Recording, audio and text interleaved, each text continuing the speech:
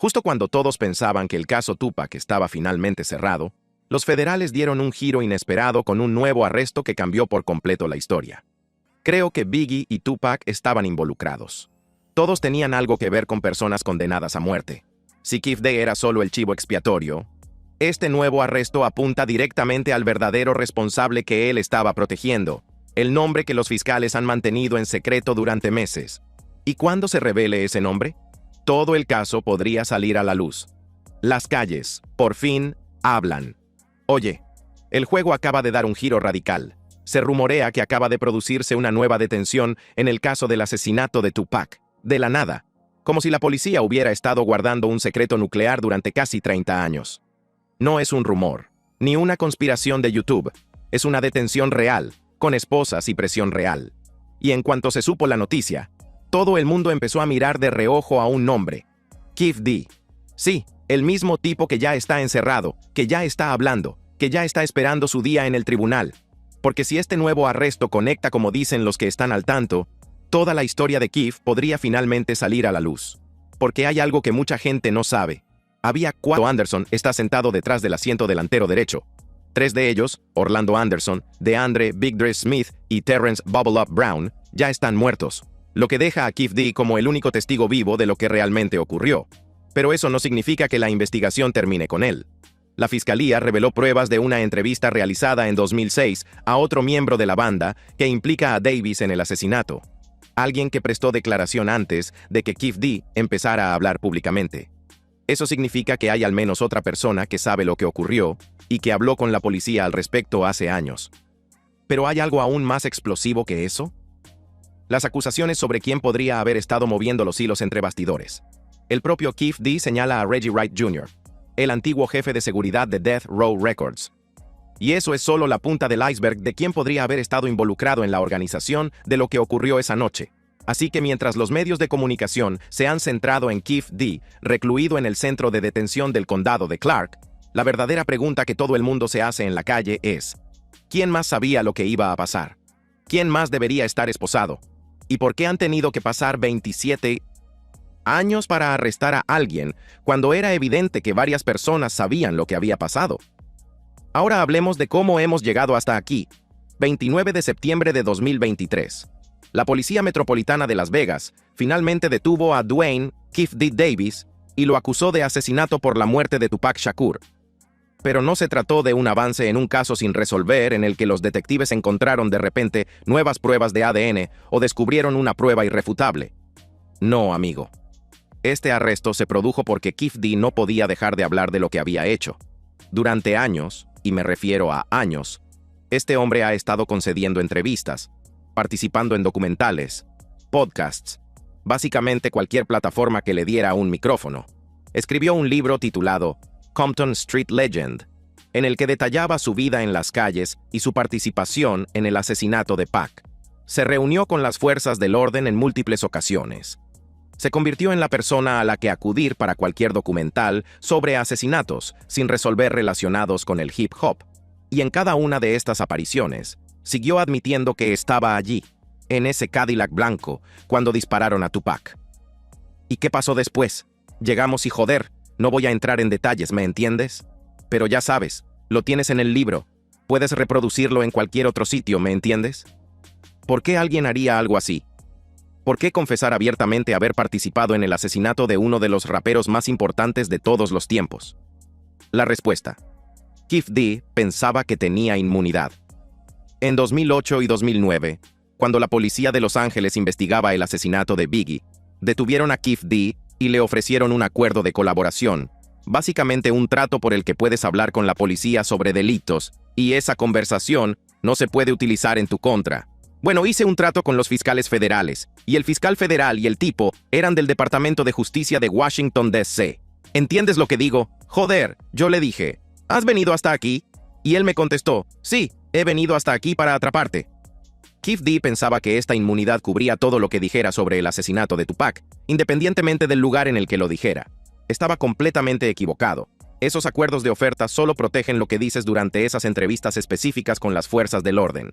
No te dan vía libre para ir a todos los canales de YouTube que existen y presumir de tu participación en un asesinato. Y desde luego no te protegen cuando te beneficias de esas confesiones escribiendo libros y cobrando por aparecer en documentales. Pero retrocedamos y hablemos de lo que sucedió esa noche, porque comprender la secuencia de los acontecimientos es fundamental para entender por qué el arresto de Keffe D es solo la punta del iceberg. 7 de septiembre de 1996.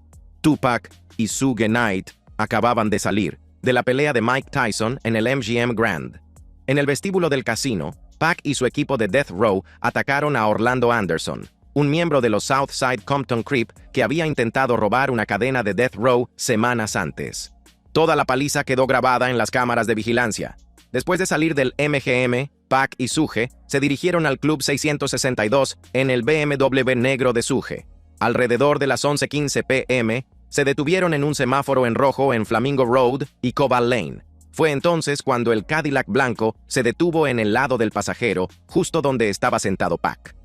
Venía por Flamingo y llegó al semáforo. Se suponía que iba a beber y fumar marihuana, y se asomó por la ventana. Se asomó por la ventana como si estuviera en un desfile. ¿Tupac? Sí, así fue. Se dispararon al menos 13 tiros. Tupac recibió 4 balazos. Uno en el pulmón, otro en la pelvis y otros 2 en la mano y el muslo. Suge recibió metralla, pero sobrevivió. 6 días después, el 13 de septiembre, Tupac murió a los 25 años. Esto es lo que hace que todo este asunto sea aún más retorcido. Keffe D admite que estaba en el asiento del copiloto. ¿Viste realmente un arma?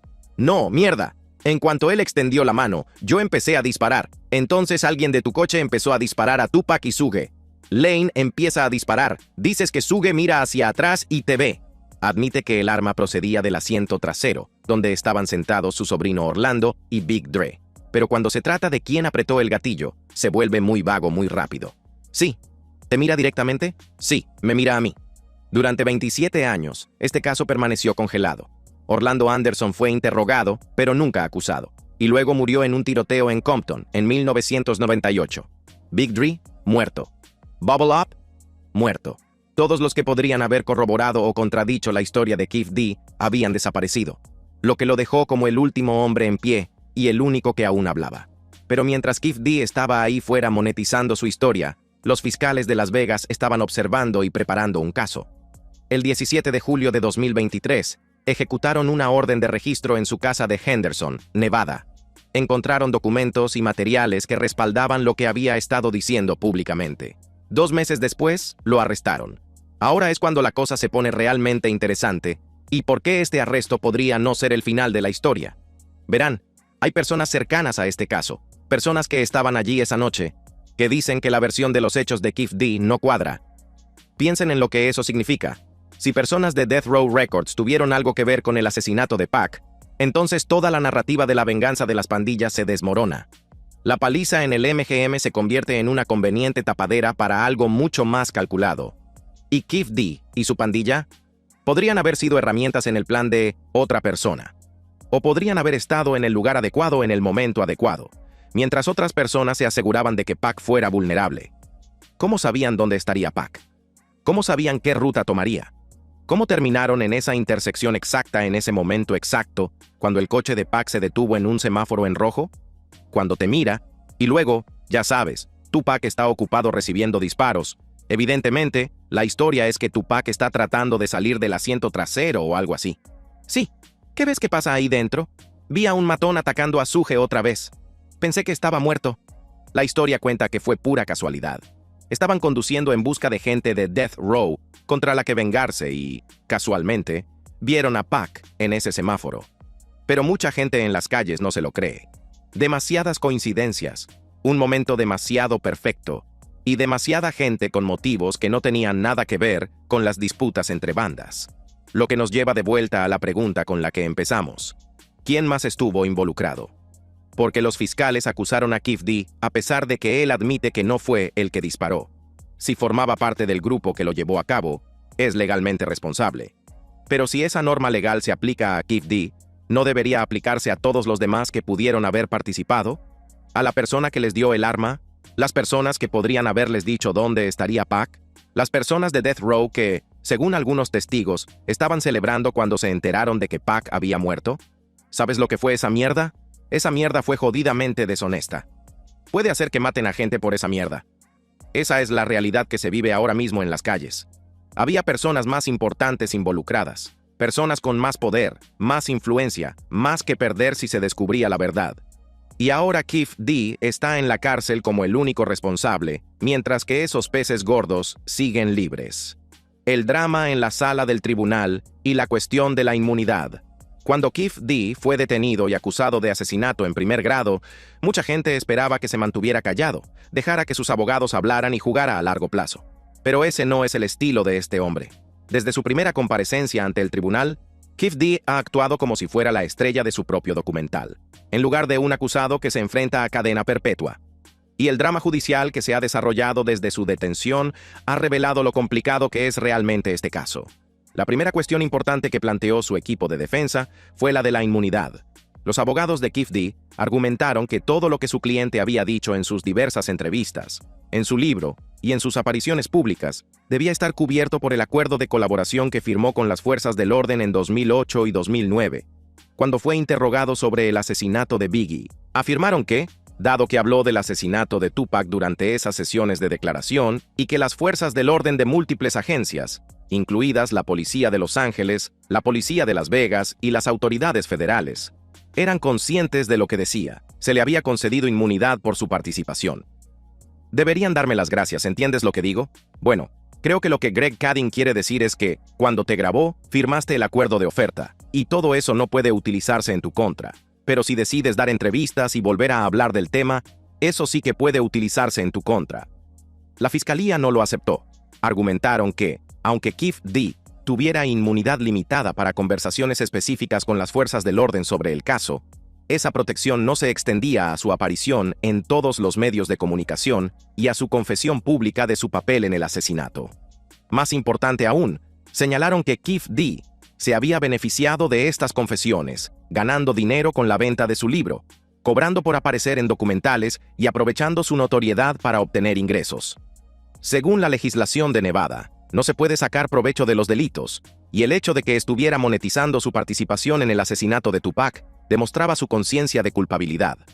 El juez pareció estar de acuerdo con la fiscalía. Se denegaron varias mociones de desestimación basadas en las reclamaciones de inmunidad, y el caso siguió adelante. Pero ese no fue el único drama que se desarrolló en la sala del tribunal. No solo son feos por nuestra parte, sino también por la suya. Duane Keffe D. Davis, arremetiendo contra los fiscales durante otra audiencia sobre su libertad bajo fianza. Durante una audiencia de fianza particularmente acalorada, Keffe D empezó a hablar fuera de turno, visiblemente molesto por cómo los fiscales lo caracterizaban a él y a su familia. Pero hablando fuera de turno, Davis dice que cree que esas cajas procedían del detective retirado de la policía de Los Ángeles Greg Kading, que entrevistó a Davis como parte de la investigación sobre la muerte del rapero Notorious B.I.G. En una entrevista grabada, Davis le contó a Kading lo que había sucedido en el caso de Shakur, creyendo que tendría inmunidad. Estaba especialmente enfadado por las pruebas que los fiscales estaban utilizando en su contra, concretamente, cajas de documentos y transcripciones de entrevistas de las investigaciones originales. La fiscalía reveló que había obtenido una entrevista de 2006 a un miembro de una banda que implicaba a Davis en el asesinato de Shakur, una entrevista que se realizó antes de que Keffe D hiciera sus confesiones públicas. Esas cajas contienen una entrevista de 2006 a un miembro de una banda que, según los fiscales, implica a Davis en el asesinato de Shakur. Él hace esa declaración 2 años antes de cualquier confesión que haya hecho el acusado. Esto era significativo porque demostraba que las fuerzas del orden tenían pruebas contra Keffe D independientes de sus propias confesiones públicas. La cuestión de la fianza se convirtió en otro punto importante de controversia. Aunque la vista del martes se centró en esas nuevas pruebas, el motivo principal fue la fianza de Davis. La jueza denegó la primera solicitud de Davis por temor a que el hombre que aportaba los más de $112,000 fuera en realidad un intermediario. También dijo que le preocupaba que Davis pudiera beneficiarse del presunto delito. A la jueza le preocupaba que Keffe D pudiera intentar sacar provecho de su notoriedad mientras estaba en libertad bajo fianza, y también le preocupaba quién estaba aportando realmente el dinero de la fianza. ¿Se trataba de fondos legítimos o alguien estaba tratando de utilizar el caso para sus propios fines? Pero aquí es donde las cosas dieron un giro interesante. El abogado defensor de Keefe D. argumentó algo que dio mucho que hablar. Pero el abogado de Davis dice que ninguna ley lo impide hasta que una persona sea condenada. En este momento, su hijo, yo mismo, incluso él mismo, podemos firmar un contrato con cualquier medio de comunicación y ganar dinero con este caso. Técnicamente, según la ley de Nevada, no hay nada que impida a alguien sacar provecho económico de su historia hasta que sea condenado. Así que el equipo de Keefe D. argumentaba que tenía derecho a seguir sacando provecho de su historia, al menos hasta que un jurado lo declarara culpable. Esto creó una situación extraña en la que un hombre acusado de uno de los asesinatos más famosos de la historia del hip hop podía ganar dinero contando su versión de los hechos, mientras luchaba contra los mismos cargos que se basaban en su relato de esos mismos hechos. Era como un callejón sin salida legal que ponía de relieve lo inusual que era realmente todo este caso. Pero quizás el momento más explosivo de la vista judicial se produjo cuando Keefe D. comenzó a hacer acusaciones sobre otras personas que, en su opinión, también deberían ser investigadas por su participación en asesinatos sin resolver en el mundo del hip hop. En concreto, señaló a Reggie Wright Jr., el antiguo jefe de seguridad de Death Row Records. ¿Por qué siguen preguntando a este policía corrupto? ¿Entiendes lo que digo?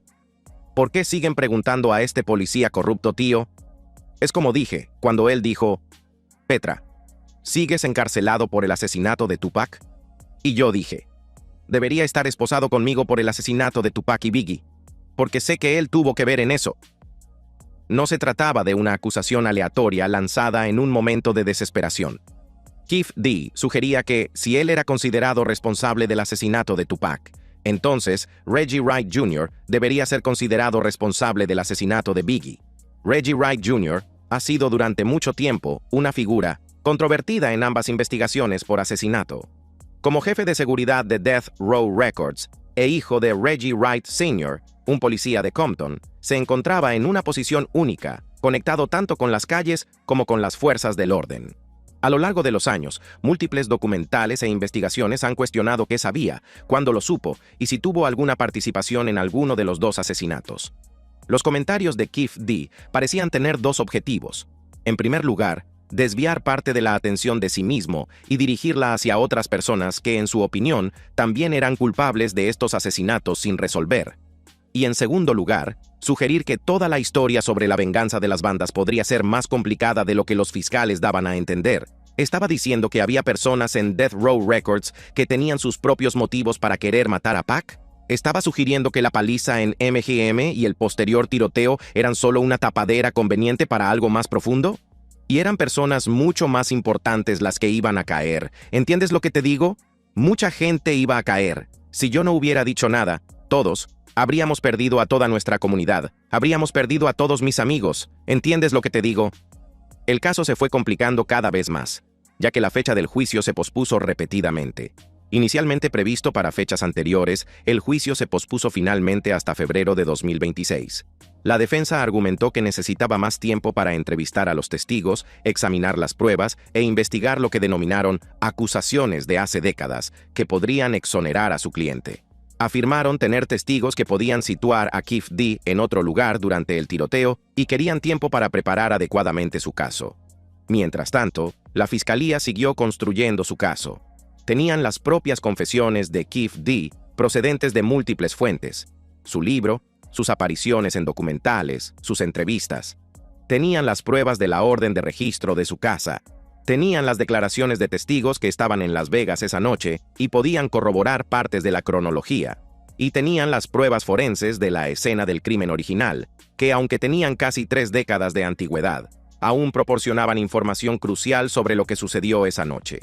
Según la ley de Nevada, incluso si no se apretó el gatillo, si se formó parte del grupo que cometió un asesinato, se puede ser acusado de asesinato en primer grado. Se llama la regla del homicidio doloso, y significa que todas las personas involucradas en la comisión de un delito grave que resulte en la muerte pueden ser consideradas igualmente responsables. Así que, aunque Keefe D. nunca ha dicho definitivamente que fuera él quien disparó, y, de hecho, siempre ha dicho que los disparos procedían del asiento trasero, donde estaban sentados su sobrino y Big Dre, Puede ser condenado por asesinato porque admite que estaba en el coche, admite que participó en lo ocurrido y admite que fue una represalia por el incidente de MGM. Las calles empezaron a prestar mucha atención cuando las redes sociales se involucraron. Todas las audiencias judiciales se retransmitían en directo por Twitter, se analizaban en YouTube y se debatían en foros de hip hop en Internet. La opinión pública estaba dividida por la mitad. Algunas personas pensaban que Kef D finalmente estaba recibiendo lo que se merecía después de años de presumir de su participación y beneficiarse de la muerte de Pac. Otros creían que lo estaban utilizando como chivo expiatorio, un conveniente cabeza de turco que selló su propio destino al hablar de más, mientras que los verdaderos autores del asesinato de Tupac quedaban en libertad. El panorama general y lo que todo esto significa. Ahora llegamos al meollo del asunto. Y aquí es donde toda la historia se vuelve tremendamente turbia. Porque, aunque el arresto de Kef D pueda parecer un caso claro basándose en sus propias confesiones, hay todo un sector de personas, entre las que se encuentran algunos pesos pesados que estuvieron allí durante la era Death Row, que afirman que la versión de la venganza entre bandas es incompleta o directamente falsa. Y una de las voces más destacadas que defiende esto es la del propio Marion Suge Knight. Suge Knight estaba sentado justo al lado de Pac cuando se produjeron los disparos. Conducía el BMW. Recibió metralla en la cabeza, y es una de las pocas personas que siguen vivas y que pueden hablar de lo que realmente ocurrió esa noche. Y lo que ha estado diciendo desde la cárcel es muy diferente de lo que Kef D ha estado afirmando. Porque el hombre que ahora está acusado del asesinato confesó en 2008 que estuvo involucrado. Y ha estado diciendo muy abiertamente en entrevistas que le entregó el arma a un tipo llamado Orlando Anderson, su sobrino.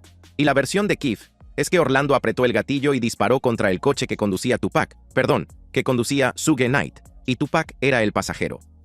Cuando TMZ se puso en contacto con Suge Knight tras el arresto de Kef D para conocer su reacción, su respuesta sorprendió a mucha gente. Dime cuál es tu reacción ante el arresto de Kef D.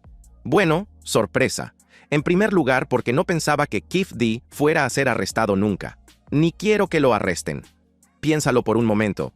Suge Knight, el hombre que estaba en el coche con Pac, el hombre que sobrevivió al tiroteo, el hombre que se supone que querría justicia más que nadie, dice que no quiere que arresten a Kef D. ¿Por qué diría eso? Bueno, primero aclaremos una cosa. Kef D y yo jugábamos en el mismo equipo de fútbol americano de Pinkwater. Y sean cuales sean las circunstancias, si él estuvo involucrado en algo, si no estuvo involucrado en nada, ¿quién querría ver? Yo no desearía que nadie fuera a la cárcel, ni siquiera mi peor enemigo. Ahora bien, se podría interpretar la respuesta de Suge como una simple muestra de diplomacia, como que no quiere ver a alguien de su antiguo barrio ir a la cárcel. Pero hay otra interpretación de la que mucha gente en la calle ha estado hablando. ¿Y si Suge no quiere que arresten a Kef D porque sabe que él no es realmente el responsable? ¿Y si el arresto de Kef D está impidiendo que se sepa la verdad? Hay otra teoría que lleva años circulando y que va mucho más allá de la venganza entre bandas.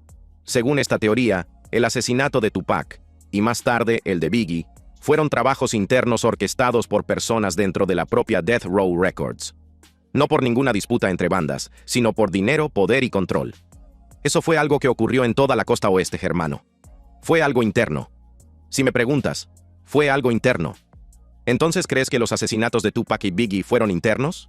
Creo que los de Biggie y Tupac fueron internos. Todos tuvieron algo que ver con la gente de Death Row. Esta afirmación de que tanto Tupac como Biggie fueron asesinados por personas afiliadas a Death Row Records es explosiva. Y no solo proviene de teóricos de la conspiración aleatorios en Internet. Es un comentario muy fuerte, amigo. Escucha, salió de su propia boca. DJ Quick, creo que tienen a uno de esos chavos malos. Dijeron que iban a atraparlo. ¿Quiénes eran ellos? Tenían que ser Death Row, alguien afiliado a ellos. La teoría es la siguiente. En 1996, Tupac se estaba volviendo cada vez más difícil de controlar. Tenía previsto dejar Death Row Records, crear su propio sello discográfico llamado Makaveli Records y llevarse consigo a una parte importante del talento de Death Row. Había rumores de que Pac planeaba auditar los libros financieros de Death Row y sacar a la luz irregularidades, lo que habría sido catastrófico para ciertas personas. En esta versión de los hechos, la paliza de MGM a Orlando Anderson no fue la causa del asesinato de Pac, sino solo una excusa conveniente que se podía utilizar para hacer que su muerte pareciera una venganza de las pandillas, cuando en realidad fue algo mucho más calculado. Según esta teoría, el hecho de que Keith D y sus amigos de Southside han conveniente para hacer una coincidencia. Algunas personas creen que Keith D y su pandilla fueron manipulados para estar en el lugar adecuado en el momento adecuado, con alguien más moviendo los hilos entre bastidores. Todos los Southside Crips. Cuando llegué a casa, dijo, los chicos de Death Row van a dar un concierto en el Club 662. Así que fuimos a alguna coincidencia o alguien les proporcionó la información. Yo estaba en la puerta del 662. Vi a Orlando y a los demás cuando llegaron en el Cadillac, y les dije a mis amigos, Southside está aquí. Mis amigos que estaban en el 662, todos tenían sus armas. Sabí siempre ha sido cuidadoso con sus palabras. Ha admitido que estaba en el coche. Ha admitido que estaba en el asiento delantero. Ha admitido que los disparos se hicieron desde el asiento trasero. Pero cuando se trata de quién apretó el gatillo, si fue su sobrino Orlando o su amigo Big Dre, siempre ha mantenido esa información en la vaguedad. Dijiste que los disparos vinieron de atrás. Big Dre, Orlando. ¿Quién disparó a Tupac? En las calles se mantiene bastante frío. Simplemente vino del asiento trasero, hermano. Algunas personas piensan que la vaguedad de Keith D sobre quién apretó el gatillo es para proteger el legado de su difunto sobrino. Otros piensan que realmente no lo sabe. Que en el caos del momento, con la adrenalina a tope y todo sucediendo en cuestión de segundos, es posible que no pudiera distinguir cuál de las dos personas que iban en el asiento trasero estaba disparando. Y luego hay una tercera teoría, que Keith D sabe exactamente quién apretó el gatillo, pero esa persona no es quien todos creen que es. Y admitir la verdad revelaría algo mucho más grande que una represalia de una banda. Lo que hace que este caso sea tan significativo y tan frustrante es que obliga a rendir cuentas con uno de los capítulos más dolorosos de la historia del hip hop. La disputa entre la costa este y la costa oeste a mediados de los 90 destruyó vidas, rompió amistades y cambió fundamentalmente la cultura. Tupac y Biggie, dos de los artistas más talentosos de su generación, fueron asesinados en la flor de la vida. Y ahora, 27 años después, seguimos tratando de averiguar exactamente qué pasó y por qué. Los últimos acontecimientos han añadido aún más complejidad al caso. Según los documentos de la investigación, no ha habido ninguna nueva detención directamente relacionada con el asesinato de Tupac, aparte de la de Keith D. Sin embargo, el juicio se ha retrasado repetidamente, y ahora se ha aplazado hasta febrero de 2026 debido a la aparición de nuevas pruebas y a las solicitudes de la defensa de más tiempo para investigar. La defensa afirma que tiene nuevos testigos que pueden situar a Davis en otro lugar durante el tiroteo, lo que, de ser cierto, socavaría por completo el caso de la fiscalía. Además, Davis se ha enfrentado a nuevos cargos. Un cargo por agresión en enero de 2025 por una supuesta pelea en la cárcel, que los fiscales están utilizando para argumentar que sigue siendo una amenaza y debe permanecer entre rejas. La defensa ha presentado múltiples mociones impugnando las pruebas, incluida una moción de supresión presentada en octubre de 2025 para excluir las pruebas de la redada policial de 2023, alegando violaciones procesales. Aunque esta moción fue posteriormente retirada, planteó serias dudas sobre la validez de algunas de las pruebas en las que se basa la acusación. Y luego está el ángulo de Diddy. Davis ha afirmado en varias declaraciones que Sean Diddy Combs ofreció $1 millón por un atentado contra Tupac y Suge Knight. Estas acusaciones se derivan de las declaraciones que Davis hizo en una entrevista con la DEA en 2008 y en su libro de 2019. Diddy ha negado rotundamente cualquier implicación, y su equipo legal ha calificado las acusaciones de inventadas e incluso ha presentado demandas por difamación. No ha surgido ninguna prueba que permita presentar cargos contra Combs, y la policía ha declarado que nunca fue sospechoso.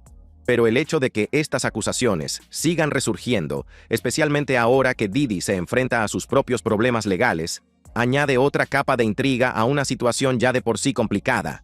No conozco a Keith D como alguien que cante sobre asesinatos y cosas por el estilo, y creo que incluso mintió sobre su sobrino y todo lo demás. Sé que dijo que si él iba a la cárcel por Tupac, Reggie debería ir a la cárcel por Biggie. La realidad es que el arresto de Keith D ha suscitado más preguntas que respuestas. Si es condenado, ¿significa eso que se ha hecho justicia? ¿O significa que un chivo expiatorio conveniente ha asumido la culpa, mientras que otros que pueden haber estado involucrados, ya sea en Death Row Records, en las fuerzas del orden o en cualquier otro lugar, siguen en libertad? Gracias por vernos. Si te ha gustado este video, haz clic en uno de los recuadros que aparecen en tu pantalla para ver más contenido similar.